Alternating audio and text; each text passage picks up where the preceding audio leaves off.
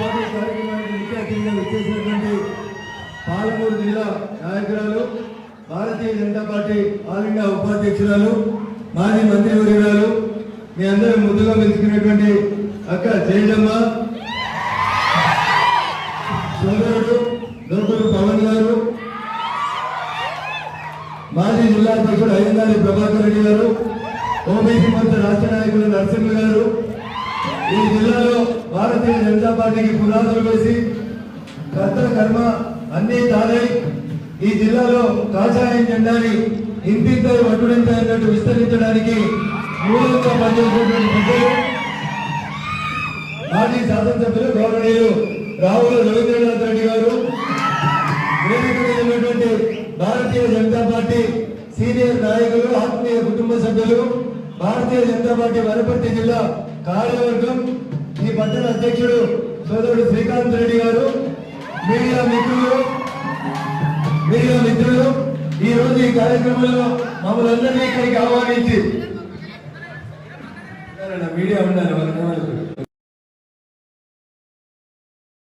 ఆహ్వానించి భారతీయ జనతా పార్టీని ఈ ప్రాంతంలో బలోపేతం చేయడానికి కాంగ్రెస్ టిఆర్ఎస్ పార్టీలకు రాజీనామా ఈ రోజు పార్టీలో జరుగుతున్నటువంటి వారితో పాటు భారతీయ జనతా పార్టీలో చేరడానికి విచ్చేసినటువంటి అన్నదమ్ములకి, అక్కలకి, సీనియర్ నాయకులందరికీ కూడా పేరు పేరున శిరస్సు వచ్చి నరసింహ తెలియజేస్తాను. ప్రింట్ మీడియా మిత్రులు, ఎలక్ట్రానిక్ మీడియా మిత్రులు అందరికీ నమస్సుమాంజలు.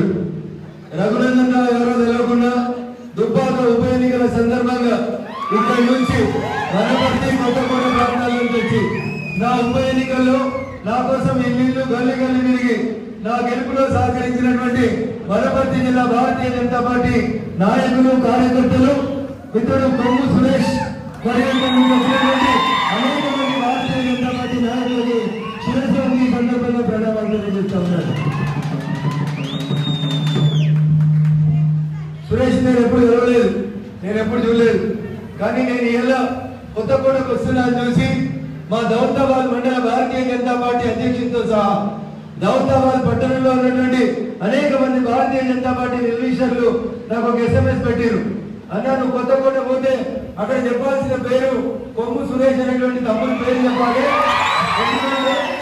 ఎందుకంటే దౌలతాబాద్ మీకు అందరికీ తెలుసు, దుబ్బాక ఉప ఎన్నిక ఫలితంలో దౌలతాబాద్ లో మేము కొంచెం వెనుకబడ్డాం. దౌలతాబాద్ మండలంలో కొంచెం భారతీయ జనతా పార్టీ బలహీనంగా ఉండేది.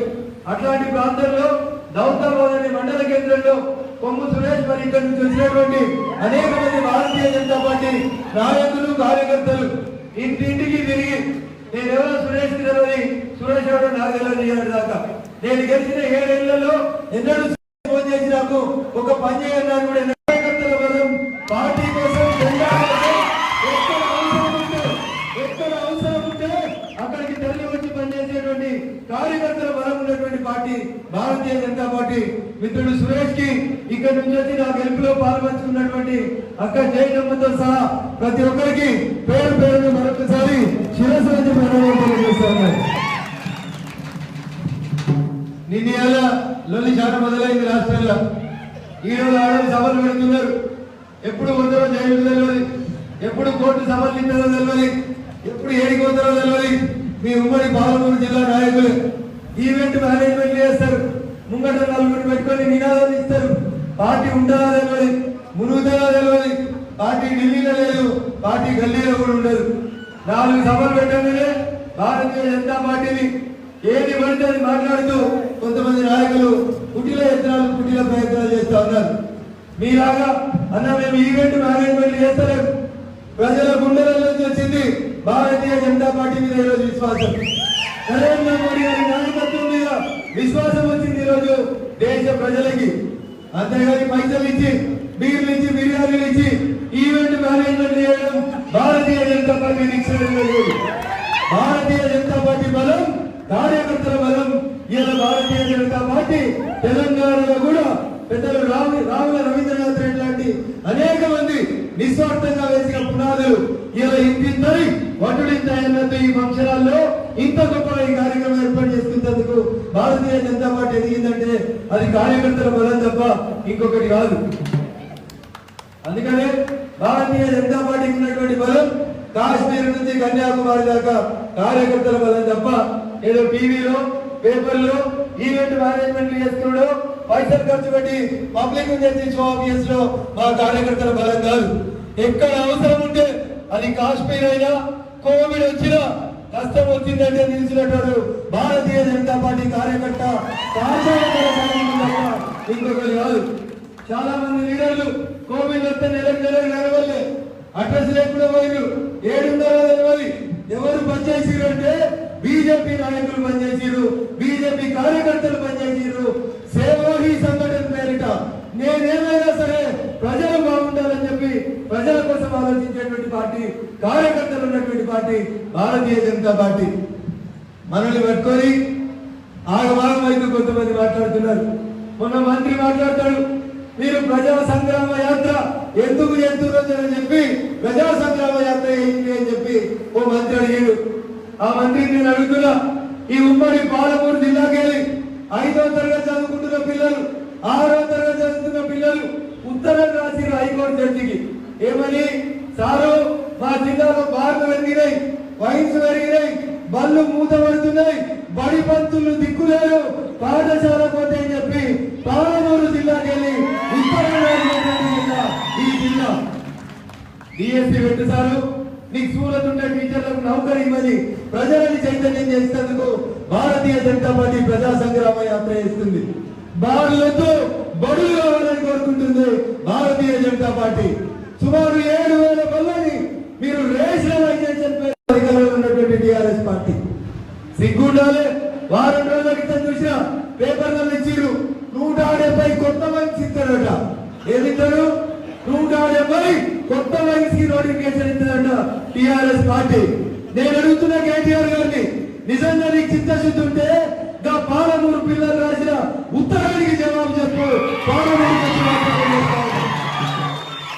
ఈ సూరత్ కి ఒక్క డిఎస్సీ అయితే సూరత్ లేదు. మీకు వేలాది మంది టీటీసీ రాసిన వాళ్ళు, బీఈడీ రాసిన వాళ్ళు తెలంగాణ వస్తే పంతులు ఉద్యోగం వస్తుందని చెప్పి నమ్మి విశ్వసించి అనేక మంది టీచర్ పనుల కోసం ఎదురు చూస్తా ఉన్నారు. ఈ దాకా డిఎస్సీ వ్యక్తులు జాతకాలే కానీ ప్రజా సంగ్రామ యాత్ర ఎందుకు అని అడుగుతున్నాం. ఎందుకే చేస్తా ఉన్నాం. పాలమూరులో వెనుకబడ్డ పాలమూరు జిల్లాలో 5వ తరగతి చదువుకున్న చెల్లెళ్ళకి, తమ్ముళ్ళకున్న సూరత్ నీ ల్యాప్టాప్లకి, నీ కంప్యూటర్లకి, మీ నాయన చదివిన 70,000 పుస్తకాలకి కనబడతలేదు. పాలమూరు జిల్లాలకి నువ్వేం నేర్పిస్తున్నావు? కొద్దిగా అయితే ఏం చేస్తా ఉన్నారు? 2,000 పింఛన్ ఇస్తున్నాడు, మా నాయన చాలా గొప్ప పని చేస్తున్నాడు, నేను మా లెక్క 1,16,000 ఇస్తున్నామని కూర్చొని చెప్తుండు. ఊరికి బడి రాలే, ఊరికి టీచర్ రాలే, ఊరికి సర్కారు చదువులు బంద్ అయినాయి, సర్కారు వైద్యం బంద్ అయింది. కానీ ఏమొచ్చింది అంటే ఇప్పుడే మీ పాలమూరు పేపర్లు చూస్తే ఇసుక ఎట్లా అమ్ముకుందాం, మట్టి ఎట్లా అమ్ముకుందాం, ఎమ్మెల్యే ఎట్లా పంచుకోవాలి, జడ్పీ చైర్మన్ ఎట్లా పంచుకోవాలి, గివి తప్పితే ఇంకోటి ఏం లేదు. ఇంకొక దారుణమైన వార్త చదివిన మీ పాలమూరు జిల్లాది చాలా రోజుల క్రితం. వాగులకెళ్ళి వంకలకెళ్ళి ఇసుకలు అమ్మొద్దంటే రైతులని ట్రాక్టర్లతో దక్కించినటువంటి దుర్మార్గులైనటువంటి కాంట్రాక్టర్లు జిల్లా పాలమూరు జిల్లా. పేరుకి 2 మంత్రులు ఉన్నారు ఉమ్మడి పాలమూరులో. ఒక ఆయన అన్న దోతి కట్టుకుంటాడు, దోతి కట్టుకోగానే రైతులు అనుకుంటాడు ఆయన. పాపం రైతులకునే కష్టాలు తెలివాయి. పేరుకు రైతు బంధు ఇస్తున్నామని చెప్తారు, మాట్లాడితే రైతులని చెప్తాడు. మేమే ధాన్యం పొందమంటాడు. అడిగాడు వ్యవసాయ శాఖ మంత్రిని, కొన్న ప్రతి గింజ ఎఫ్సిఐ డబ్బులు ఇచ్చింది కేంద్ర ప్రభుత్వం వల్ల తప్ప చెప్పాలి. మాటలు చెప్పండి మస్తుగా చెప్తారు. ఏం చెప్తారు? ఇంకో మాట, అసలు మా ప్రభుత్వం అధికారంలోకి వచ్చినాక ఏమన్నా యూరియా కోసం లైన్లు ఉన్నాయా అని అడుగుతాడు వ్యవసాయ శాఖ మంత్రి నిరంజన్ రెడ్డి. అన్న నిరంజన్ అన్న, యూరియాకు వేప పువ్వు రాయాలని, వేప పూత ఉయ్యాలని మాకు కేంబ్రిడ్జ్ చదువులో చెప్పలేదు. రైల్వే ప్లాట్ఫామ్ మీద అమ్ముకున్న నరేంద్ర మోడీ గారి ఆలోచన రైతులని యూరియాని లైన్లు ఇచ్చింది తప్ప మీ కేసీఆర్ సార్ ఫామ్ హౌస్ లో యూరియా తయారైతే లేదన్నా.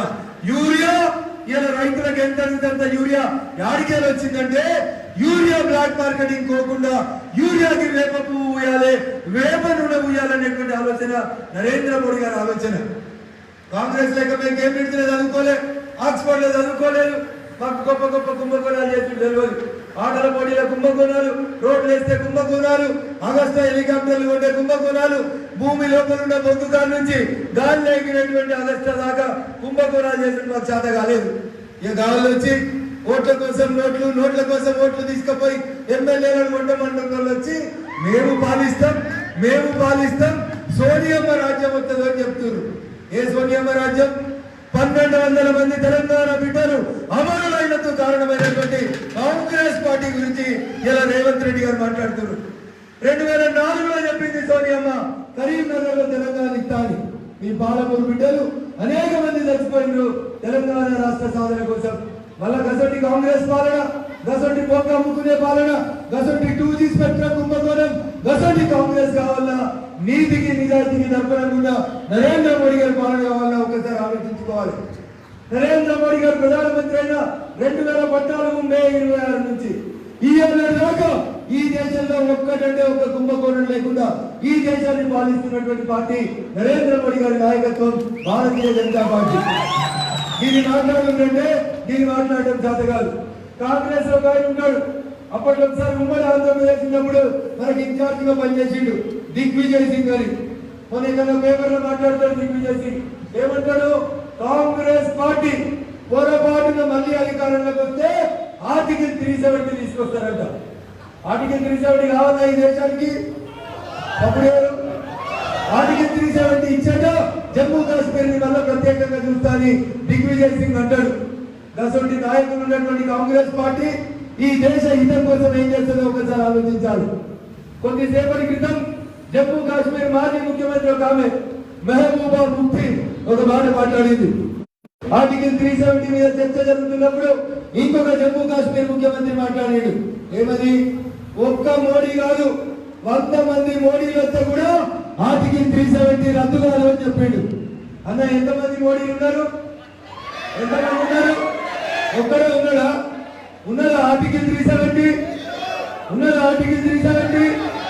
ఆర్టికల్ 370 రద్దు కావాలని రావుల రవీంద్రనాథ్ రెడ్డి గారు జనసంఘలో పనిచేసిన కాడి నుంచి గోడల మీద రాసిన ఆర్టికల్ 370 రద్దు కావాలని ప్రతి సంవత్సరం కదా. మనమందరం కష్టపడి నాటి తొలిగా భారతీయ జనసంఘాన్ని స్థాపించి మొట్టమొదటి కేబినెట్ లో జవహర్లాల్ నెహ్రూ గారు ఇచ్చినటువంటి మంత్రి పదవిని త్యజించి ఒక దేశంలో ఒకటే జెండా, ఒకటే రాజ్యాంగం, ఒక్కడే ప్రధానమంత్రి ఉండని త్యజించాలని కోరుకున్నటువంటి శ్యామా ప్రసాద్ ముఖర్జీ గారి ఫోటోకి మనం దండబెట్టి కార్యక్రమం చేస్తే కాంగ్రెస్ కుక్కలు మరుగుతున్నాయి. ఆర్టికల్ 370 బిడ్డ తాలిబాన్లను బగాయించినట్టు బగాయిస్తాం మిమ్మల్ని. ముఫ్తీ మాట్లాడింది కొద్దిసేపటి క్రితం 20,000 మంది తాలిబాన్లు ఉన్నటువంటి, అంటే భుజాన తుపాకులు వేసుకున్నటువంటి 20,000 మంది తాలిబాన్లతో 50,000 మంది ఆఫ్ఘనిస్తాన్ వాళ్ళని ఎట్లా బగాయించిరో ఆర్టికల్ 370 తిరిగి లేకపోతే మేము కూడా అట్లా చేస్తాం జమ్మూ కాశ్మీర్ లో అని చెప్పింది. నేను చెప్తా ఉన్నా, ఈ గంట నుంచి కాశ్మీర్ తో మాకు ప్రత్యక్షంగా సంబంధం లేకుండా తాలిబాన్లు కాదు, ఆఫ్ఘనిస్తాన్ కాదు, పాకిస్తాన్ కాదు, ప్రపంచంలో ఉన్న అన్ని ఇస్లామిక్ టెర్రరిస్ట్ సంస్థలు ఒక్కటైనా కాశ్మీర్ నుంచి మోడీ గజం చెప్తా ఉన్నా. ఈ 20,000 మంది తాలిబాన్లని మొత్తం పాకిస్తాన్ సైన్యాన్ని వెనుకకు తరిమి కొట్టిన నాయకుడు నరేంద్ర మోడీ గారు. ఈటితో జవాన్ 70 से देंगे అని చెప్పి నీ జాగాలకు వచ్చి, నీ ఏరియాలకు వచ్చి నీ శత్రు స్థావరాన్ని కొట్టినటువంటి నాయకుడు నరేంద్ర మోడీ గారు. కాబట్టి ఈ ఉడత ఊపులకు ఎవడు భయపడ్డాడు? ముఫ్తీ మహమ్మద్ లో ఇంకెవడో మాట్లాడితే ఎవడు భయపడ్డాడు? Kashmir is a part of India. Kashmir కాదు, ఎక్కువ మాట్లాడితే అఖండ భారత్ కోసం ఆఫ్ఘనిస్తాన్, పాకిస్తాన్ భారతదేశంలో ఏం మాట్లాడుతున్నారు? ఏం మాట్లాడుతూ ఉన్నారు? 180 ఉన్నటువంటి హిందువుల కోసం మాట్లాడుతున్నట్టు మతం కోసం మాట్లాడుతున్నామంటారు. బరాబరి మాట్లాడతాం. మెజారిటీ అంటేనే ప్రజాస్వామ్యం అంటేనే మెజారిటీ. ఇది తెలియాలి. డాక్టర్ బిఆర్ అంబేద్కర్ గారు రాసిన ప్రజాస్వామ్యం అర్థమే 49 ఓట్లు వచ్చినోడు ఓడిపోతాడు, 50 ఓట్లు వచ్చినోడు గెలుస్తాడు. అంటే మెజారిటీ ఈజ్ లా. ఈ దేశంలో 180% మంది హిందువులు ఉన్నారు. అయినా నరేంద్ర మోడీ గారు ఒక మాట చెప్పారు. మొట్టమొదటిసారి ప్రధానమంత్రి అయినప్పుడు సబ్కా సాత్ సబ్కా వికాస్ అని చెప్పారు. రెండోసారి ప్రధానమంత్రి అయిన తర్వాత సబ్కా విశ్వాస్ అనేటువంటి పదాన్ని జోడించి ఈ దేశంలో ఉన్నటువంటి మైనార్టీలకు కూడా మీ హక్కులను మేము కాపాడుతామని చెప్పినాం. దాని అర్థం భుజం మీద తుపాకీ పెట్టి కాశ్మీర్ విడగొడతాం, తాలిబాన్ల రాజ్యం చేస్తాం, ఇస్లామిక్ సామ్రాజ్యం చేస్తామంటే ఈడెవడు కూర్చొని వినడానికి సిద్ధంగా లేడు. ఒక్కొక్క భారతీయ జనతా పార్టీ కార్యకర్త 20,000 మంది అక్కలు తాలిబాన్లకు సమానంగా మీకంటే ఎక్కువ తుపాకులు వెళ్ళాయి, మీకంటే ఎక్కువ నక్సల్ మరి మూవ్మెంట్ నడిచింది, మీకంటే ఎక్కువ విచ్చలవిడిగా కాల్పులు కాల్చిరు, యూనివర్సిటీలలో కాల్చిరు, ఊర్లలో కాల్చిరు, ఏడబడితే ఆడ కాషాయం జెండా పట్టుకున్న కాల్చిరు. ఎవరైనా భయపట్టిరా? అప్పుడేడు చేతుల తుపాకులు పట్టుకొని కాశీలు రజనీ సైన్యం వద్దనే మా అక్క సొంటోళ్ళు షాట్లు చీపీలు బట్టి మగాల్చినటువంటి ఎవరికి భయపట్టేది లేదు, ఆఫ్ఘనిస్తాన్ భయపట్టేది లేదు, తాలిబాన్లకు భయపట్టేది లేదు. ప్రజలే సేవకులుగా ప్రజాస్వామ్యం పరిగణించాలని, భారతదేశ ప్రజాస్వామిక వ్యవస్థని కాపాడాలని నరేంద్ర మోడీ గారు పనిచేస్తా ఉంటే ఈరోజు ఆడవాడు దొంగని వాడవాడు వీడవాడు మరుగుతాడు. 317 తీసుకొస్తాం. ఎట్లా తెస్తారో మరి? యాడున్నది అడ్రస్ నీకు? ఢిల్లీలో అడ్రస్ లేదు, ఢిల్లీలో అడ్రస్ లేదు. యాడికి వెళ్ళి తెస్తావన్నా? ఎప్పుడు సమరవుతుందో తెలియదు, ఎప్పుడు కోర్టుకోవాలో తెలియదు, ఎప్పుడు ఏమైతుందో తెలియదు. నీ జిల్లా, ఈ పాలమూరు జిల్లాలో ఇలా కాంగ్రెస్ పార్టీ ఖాళీ అవుతుంది. చాలా కాలం నుంచి సీనియర్ నాయకురాలుగా పనిచేసింది, అక్కడ జడ్పీటీసీగా పనిచేసింది. చాలా కాలం నుంచి కాంగ్రెస్ పార్టీని నమ్ముకొని పనిచేసినటువంటి అనేక మంది సీనియర్ నాయకులు ఇక కాంగ్రెస్ ఎవరి కాంగ్రెస్ మునిగేటువంటి నావా, కాంగ్రెస్ లో ఉంటే నేను కూడా మునిగిపోవాలని చెప్పి నమ్మి ఈ దేశం కోసం, ధర్మం కోసం, నరేంద్ర మోడీ గారి నాయకత్వం కోసం భారతీయ జనతా పార్టీలో చేరడానికి ఈ రోజు ఇక్కడ కాంగ్రెస్ పార్టీని ఖాళీ చేసుకొని వచ్చారు. లేకపోతే ఇంతమంది జనం పెద్ద పెద్ద ర్యాలీ ఎట్లా జరుగుతుంది అనేది ఒక్కసారి ఆలోచించుకోవాలి. మీ సొంత జిల్లా, మీ పాలమూరు జిల్లాలోనే మీ సీటుకి నీళ్ళు వచ్చినాయి. నువ్వు ఎమ్మెల్యే ఓడిపోయినావు, కనబడకుండా పోయినావు. ఉన్న కాంగ్రెస్ మొత్తం ఖాళీ అయి కాషాయం ఏమైతా ఉన్నటువంటి ప్రస్తుత పరిస్థితులలో వ్యక్తిగత ఆరోపణలు, వ్యక్తిగత దూషణలు, బూతులు మాట్లాడుకోవడం, ఇదే ప్రజాస్వామ్యం అనేటువంటి రీతిలో కొంతమంది ఈ పార్టీలు ఆ పార్టీలు మాట్లాడుతున్నారు. కానీ భారతీయ జనతా పార్టీ సంస్కృతికి, సాంప్రదాయానికి పెట్టిన పేరు మర్యాదగా ఉంటా ఉన్నాం, మంచి జరగాలని కోరుకుంటా ఉన్నాం. దాని అర్థం భారతీయ జనతా పార్టీ కార్యకర్తల నాయకులు ఏం చేతగాలని కాదు. నిజంగా మేము తిరగబడాలనుకుంటే, మేమే ప్రతిఘటించాలనుకుంటే ఈ దేశంలో అన్నిటికంటే ఎక్కువ మంది కార్యకర్తలు ఉన్నటువంటి పార్టీ భారతీయ జనతా పార్టీ. ఎందుకంటే కేసీఆర్ చిట్కెనేలు అంటుంటాడు, మరి చిట్కెనేలు అంటున్నా నువ్వే. 10 జిల్లాలను పాలించే మీరే ప్రశ్నించే కొంత ఆడాలని ఏడాలని జైలు చేసి ఏదో చేస్తామనుకుంటే మీరెంత నొక్కితే అంత గట్టిగా పైకొద్దాం సార్. నేను సైన్స్ టీచర్, బంతిని ఎంత గట్టిగా తిట్టి కొడితే అంతే గట్టిగా పైకొస్తుందని ఒకసారి గుర్తుంచుకోవాలి. కాబట్టి భారతీయ జనతా పార్టీ నాయకులని బెదిరించో, అదిరించో, కేసులు పెట్టో, ఇంకేదో చేస్తామని మీరు అనుకుంటే ఎప్పుడు ఎన్నికలు వచ్చినా ఈ రాష్ట్రంలో అధికారంలోకి వచ్చేది భారతీయ జనతా పార్టీ మాత్రమే. ఇది కార్యకర్తలందరూ కూడా సంపూర్ణంగా విశ్వసించాలి. కార్యకర్తలందరూ కూడా పూర్తిగా దీన్ని నమ్మాల్సిందే. ఎప్పుడు వస్తే ఎలక్షన్లు తెలియదు. హుజూరాబాద్ ఎన్నికల ఫలితం వచ్చిన తర్వాత, హుజూరాబాద్ లో ఈటల రాజేందర్ గారు గెలిచిన తర్వాత చంద్రశేఖర్ రావు గారు ఏం చేస్తాడో ఆయనకు అర్థం కాదు, ఆయన కేబినెట్ అర్థం కానటువంటి పరిస్థితి. కాబట్టి ఎన్నికలు ఇంకా 2 ఏళ్ళు ఉన్నాయి, 2.5 ఏళ్ళు ఉన్నాయి. అది ఎక్కడ కూడా మనం అలసత్వం వహించాల్సినటువంటి అవసరం లేదు. ఎన్నికలు ఎప్పుడైనా రావచ్చు, 21 రావచ్చు, 22 రావచ్చు, ఎప్పుడైనా రావచ్చు. మన కర్తవ్యం మన బూత్ని మనం పటిష్టం చేసుకోవాలి. అమిత్ షా గారు కానీ, నడ్డా గారు కానీ ఎప్పటికొక మాట చెప్తుంటారు. మాకందరు కూడా దిశానిర్దేశం చేసినప్పుడు ఒకటే మాట చెప్పారు అమిత్ షా గారు ఆల్ ఇండియా పార్టీ అధ్యక్షుడు ఉన్నప్పుడు. గద్వాల్ ఏమైంది, కొత్తగూడలు ఏమైంది, దుబ్బాకలు ఏమైంది మర్చిపోతుంది. నువ్వు ఉన్న బూతులో ఈ దేశంలో ఉన్న అన్ని పార్టీలు ఏదో ఒక రోజు ఒక దిక్కు అవుతాయి. బీజేపీ ఒకటి దిక్కు ఉంటుంది. నువ్వు ఉన్న బూతులో కాంగ్రెస్ వాళ్ళు, కమ్యూనిస్టులు, రేవంత్ రెడ్డిలు, ఎంఐఎంలు, తాలిబాన్లు, ఆఫ్ఘనిస్తాన్లు అందరూ ఒక దిక్కు. ఈ రోజు కూడా ఒక బూతులో ప్రతి భారతీయ జనతా పార్టీ నాయకులు, కార్యకర్తల లక్ష్యం. 100 రోడ్లలో 50 సంవత్సరం దాకా కాశ్మీర్ నుంచి కన్యాకుమారి దాకా మనం గెలవాల్సింది బూత్ మాత్రమే.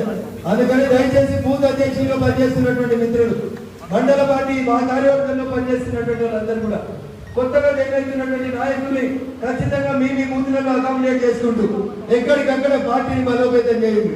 అదృష్టవంతులు మీరంతా పాలమూరు జిల్లా నుంచి అక్క ఢిల్లీ నుంచి పోయి ఢిల్లీ దాకా Bharatiya Janata party all India పార్టీకి ఉపాధ్యక్షులైనటువంటి పెద్ద నాయకులు మీ జిల్లా నుంచి ఉన్నారు.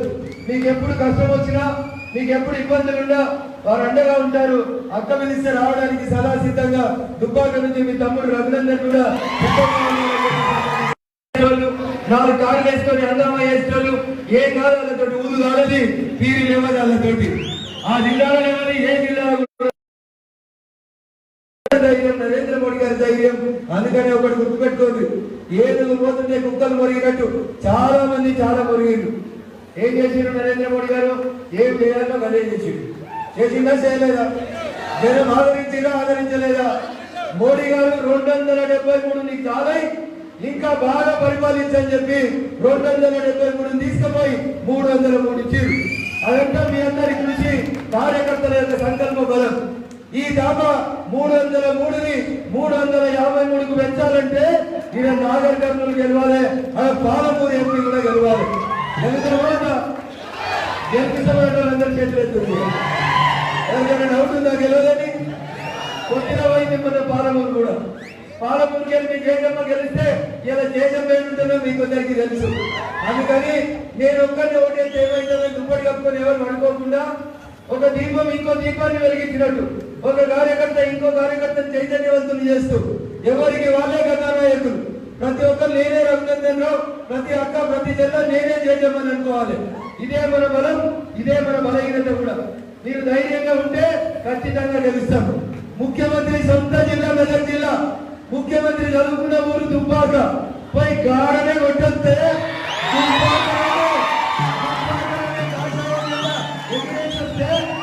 కొత్త కోటల గద్వాల తోటి కట్టుకున్న ఆయనను, ఇసుక అమ్ముకున్నాడు ఆయనను, భూములు అమ్ముకున్నాడే మంత్రుల్ని కొట్టలేమా?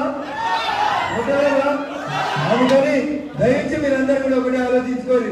అన్న నాకు టికెట్ వస్తేనే నేను వస్తా, నాకు టికెట్ వచ్చినాక నేను బట్టలు ఇస్త్రీ చేస్తానని బంద్ చేయాలి. ఇది మిగతా పార్టీల లక్ష్యం.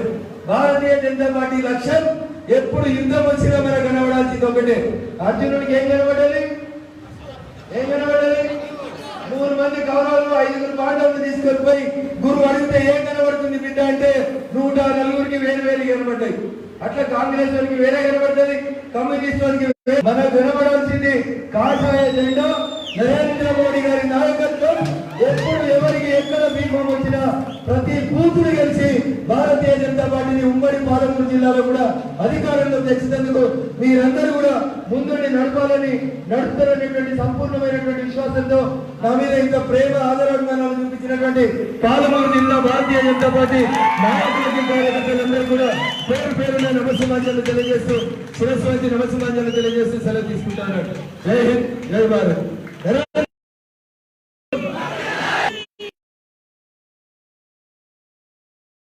సాయంత్రం ఫామ్ హౌస్ పోయింది, దోస్తులతో దావత్ మొదలైంది. హైదరాబాద్ టెన్షన్ కి చిన్న పెద్ద పొడుగు ఏ వేసినా సౌండ్ వస్తలేదు. ఈ సప్పుడు దాకా పోవాలి, ఈ ప్రకంపన ఫామ్ హౌస్ దాకా పోవాలి. దానిలో దూరం దగ్గరనే ఉంటుంది, జర గట్టిగా చెప్పు. నరేంద్ర మోడీ గారి నాయకత్వం. సప్పుడు ఫామ్ హౌస్ పెద్ద పెద్ద గోడలు పెట్టిరు. ఇగో ఇసంటి ఇనుప కచ్చలు వేసిరు ప్రగతి భవన్ చుట్టూ. పొద్దుగాలతో చూసిన మనం గట్టిగా చెప్తే ఆ కచ్చలు ఆ ఫామ్ హౌస్ గోడలు కదనాలి. నరేంద్ర మోడీ గారి నాయకత్వం.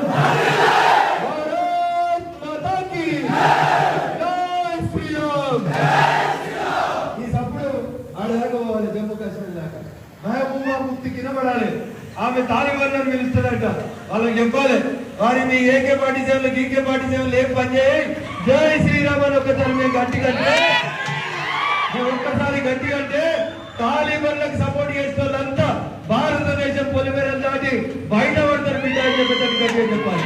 జై శ్రీరామ్, జై శ్రీరామ్, భారత్ మాతాకి.